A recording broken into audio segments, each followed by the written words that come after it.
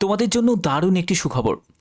Indian forest ডিপার্টমেন্টের তরফ থেকে নতুন নিয়োগ বিজ্ঞপ্তি প্রকাশিত হয়েছে, যেখানে তোমাদের ফরেস্ট রেঞ্জার পোস্টে তোমাদের নিয়োগ করা হচ্ছে।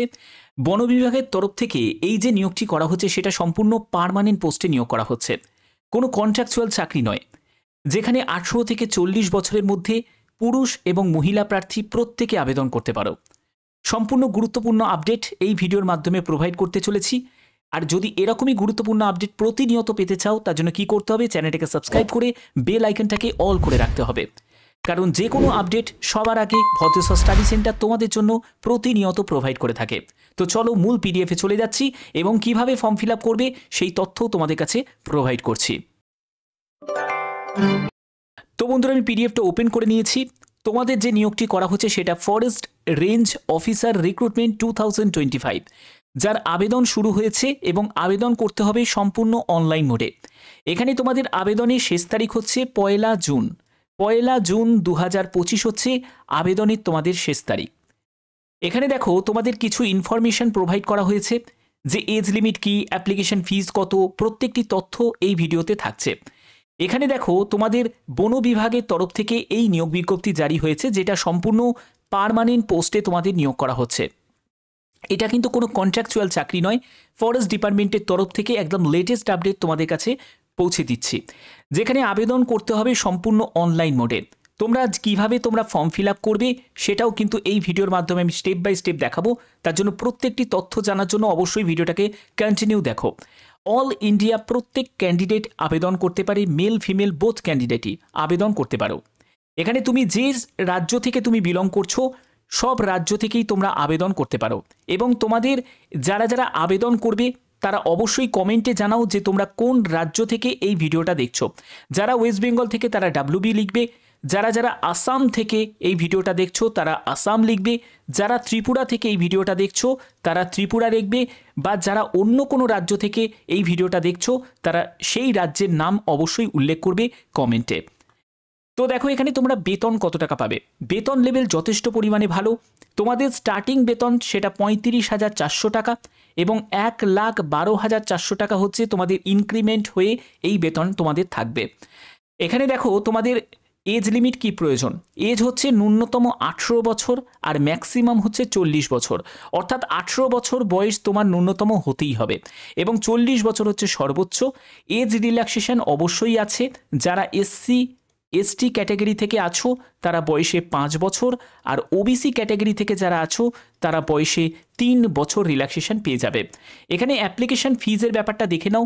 যারা জেনারেল এবং OBC ক্যান্ডিডেট তাদের 700 টাকা মতো আবেদন মূল্য লাগবে। যারা SC/ST PWBD ক্যাটাগরি থেকে তাদের 400 টাকা মতো আবেদন মূল্য লাগবে।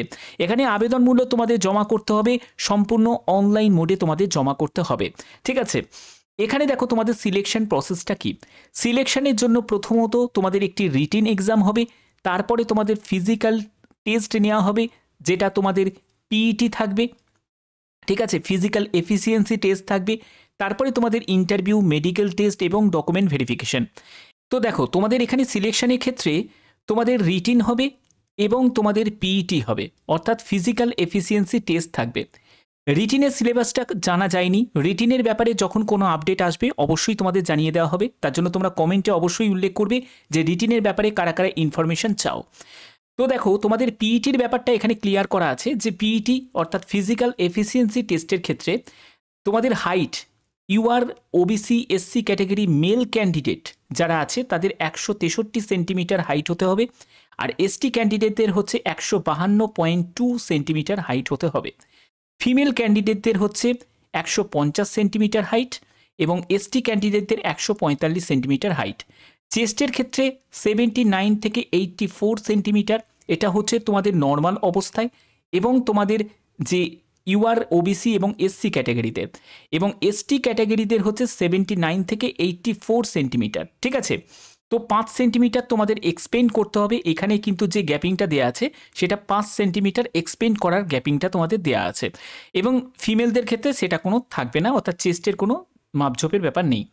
এবার হচ্ছে তোমাদের হাঁটতে হবে, সেটা হলো 4 ঘন্টা তোমরা সময় পাবে, 25 কিলোমিটার তোমাদের হাঁটতে হবে। আর ফিমেল ক্যান্ডিডেট যাদের, তাদের হচ্ছে 4 ঘন্টা সময় থাকবে, 14 কিলোমিটার হাঁটতে হবে। এই হচ্ছে তোমাদের ফিজিক্যাল এফিসিয়েন্সি টেস্টের ক্ষেত্রে যেগুলো দেওয়া হয়েছে, এই রকম তোমাদেরগুলোই কিন্তু তোমাদের থাকবে। ঠিক আছে, এই হলো তোমাদের পিইটির ডিটেলস। রিটিনের ক্ষেত্রে কারা কারা ইন্টারেস্ট আছো তারা অবশ্যই জানাতে পারো যে স্যার আমি ইন্টারেস্ট আছি। তাহলে আমি তোমাদের রিটিনের ক্ষেত্রে কি আপডেট আসছে, কেমন তোমাদের এখানে প্যাটার্ন ফলো করা হবে, সেই ব্যাপারে একদম বিশদ তোমাদের একটা ভিডিও আমি দিয়ে দেবো। ঠিক আছে, রিটিন রিলেটেড। তো আশা করি ব্যাপারটা তোমাদের কাছে ক্লিয়ার করতে পারলাম। তো এখানে দেখো তোমাদের এডুকেশন কোয়ালিফিকেশান হচ্ছে গ্র্যাজুয়েট যারা আছো তারা কিন্তু আবেদন করতে পারবে। ইম্পর্টেন্ট ডকুমেন্টস কি প্রয়োজন, সেটা হলো পাসপোর্ট সাইজের ছবি লাগবে, সিগনেচার লাগবে, আধার কার্ড লাগবে, অর্থাৎ যে কোনো একটি গভর্নমেন্ট আইডি প্রুফের মধ্যে তোমার আধার কার্ড কিন্তু ম্যান্ডেটারি, সেখানে আধার কার্ড লাগবে, এডুকেশনাল সার্টিফিকেট লাগবে, অর্থাৎ তোমার যা শিক্ষাগত যোগ্যতা একেবারে মাধ্যমিক থেকে শুরু করে উচ্চ মাধ্যমিক, গ্র্যাজুয়েশন যা যোগ্যতা আছে সেই যোগ্যতার তোমার সার্টিফিকেট, মার্কশিট সবই কিন্তু তোমাদের প্রয়োজন হচ্ছে।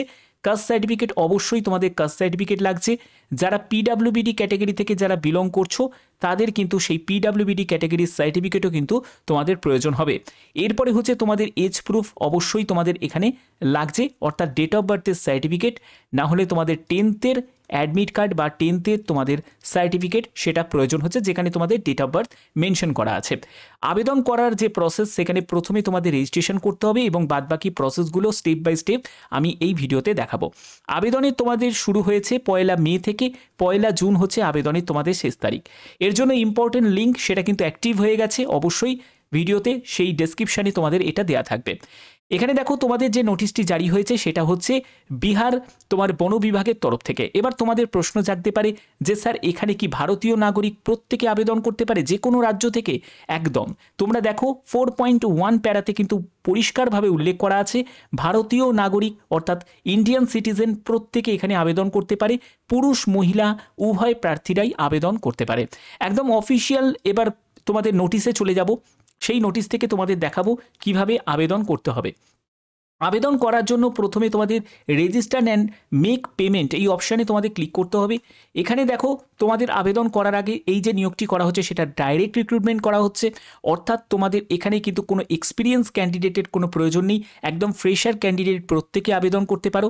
যারা যারা অন্য রাজ্য থেকে বিলং করছো তারাও কিন্তু আবেদন করতে পারো, কারণ এখানে কন্ডিশন একটাই, ভারতীয় নাগরিক প্রত্যেকে আবেদন করতে পারবে। সিটিজেন অফ ইন্ডিয়ার অল অ্যাপ্লিকেন্ট কিন্তু এখানে আবেদনযোগ্য। ঠিক আছে, এখানে দেখো তোমাদের এই জায়গাগুলো কিন্তু ক্লিয়ার করা আছে যে তোমাদের এখানে এজ লিমিট কি প্রয়োজন। দেখো এখানে জেনারেলের ক্ষেত্রে এই এজ, ফিমেলের ক্ষেত্রে এই এজ, সেইখানে কিন্তু এখানে ক্লিয়ার করা আছে।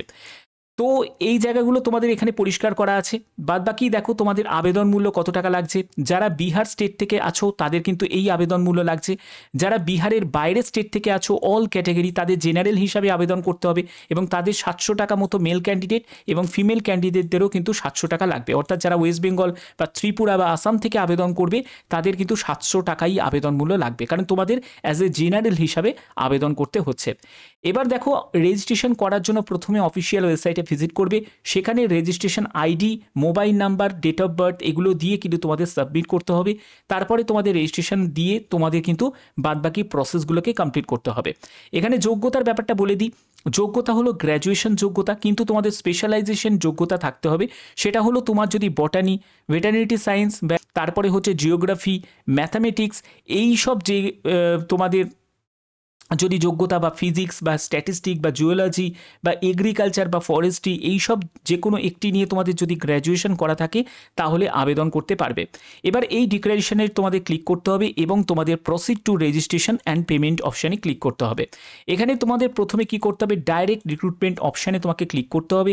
এখানে ক্লিক করার পরে তোমাদের কি করবে, দেখো enter the applicant full name, অর্থাৎ তোমার পুরো নাম এখানে কিন্তু টাইপ করতে হবে, অর্থাৎ ফার্স্ট নেম দেবে, তারপরে মিডল নেম, তারপরে তোমার সার নেম, এগুলো কিন্তু তোমাদের এখানে বসাতে হবে। তারপরে বলছে অ্যাপ্লিকেন্ট ন্যাশনালিটি, তুমি যদি ভারতীয় নাগরিক তো অবশ্যই তোমাকে এখানে ভারতীয় নাগরিক এখানে এন্টার করে দিতে হবে, ইন্ডিয়ান। তারপরে তোমার মোবাইল নাম্বার, একটি ভ্যালিড মোবাইল নাম্বার কিন্তু দিতে হবে, কারণ তোমার ফার্দার যা কমিউনিকেশন হবে সেটা কিন্তু মোবাইল নাম্বারের মাধ্যমেই তোমরা জানতে পারবে, যখন তোমার এক্সাম ডেট, পিইটির ডেট, এগুলো কিন্তু সবই জানতে পারবে। এরপরে তোমাকে মেল অ্যাড্রেস তোমাকে দিতে হবে, অর্থাৎ মেল আইডিটা দিতে হবে। এবার এই জায়গাটা খুব ইম্পর্টেন্ট একটা জায়গা, are you a domicile of Bihar state, অর্থাৎ তুমি যদি বিহার স্টেটের যদি বাসিন্দা হয়ে থাকো তাহলে ইয়েস করবে, আর তুমি যদি না হয়ে থাকো তাহলে তুমি এখানে নো করে দেবে, ঠিক আছে। এরপরে হচ্ছে অ্যাপ্লিকেন্ট ক্যাটাগরি, তোমাকে জেনারেল হিসাবেই আবেদন করতে হবে, অর্থাৎ তুমি যদি বাইরের রাজ্য থেকে আবেদন করতে চাও তুমি আবেদন করতে পারবে, কিন্তু তোমাকে অ্যাজ এ জেনারেল হিসাবেই আবেদন করতে হবে। এখানে তোমার জেন্ডার সিলেক্ট করতে হবে, তুমি মেল না ফিমেল সেটা সিলেক্ট করবে, এরপরে তোমাকে ডেট অফ বার্থটা বসিয়ে দিতে হবে। এই হচ্ছে মেন প্রসেস। এরপরে তোমাকে প্রসিড করতে হবে এবং বাদবাকি যে ক্রাইটেরিয়া যেগুলো আছে সেগুলো তোমাদের ফুলফিল করতে হবে এবং আবেদন তোমাদের পুরো কমপ্লিট করতে হবে। বাদবাকি স্টেপগুলো কিন্তু খুব একটা জটিল নেই, কারণ সেখানে তোমাদের মেন যেসব ডকুমেন্টস বললাম সেগুলোকে আপলোড করা এবং প্রয়োজনীয় যেসব তথ্য তোমার অ্যাড্রেস থেকে শুরু করে তোমার এডুকেশন কোয়ালিফিকেশনের ডিটেলস এগুলো তোমাদের দিতে হবে এবং আবেদন মূল্য জমা করে তোমাদের সাবমিট করতে হবে, তাহলেই তোমাদের আবেদন পুরো কমপ্লিট হয়ে যাবে। তো এই হচ্ছে তোমাদের মেন প্রসেস। যারা যারা এখানে আবেদন করতে ইচ্ছুক তারা আবেদন করতে পারো, যেহেতু এটা অল ইন্ডিয়া বেসিস একটা রিক্রুটমেন্ট, যে কোনো রাজ্য থেকে তোমরা আবেদন করতে পারো, তার জন্যই কিন্তু এই আপডেটটা তোমাদের কাছে প্রোভাইড করলাম। বাদবাকি যে কোনো আপডেট সবার আগে পাওয়ার জন্য অবশ্যই তোমরা চ্যানেলটাকে সাবস্ক্রাইব করে রাখবে, বেল আইকনটাকে অল করে রাখবে। এখনের মতো এটুকুই, টাটা।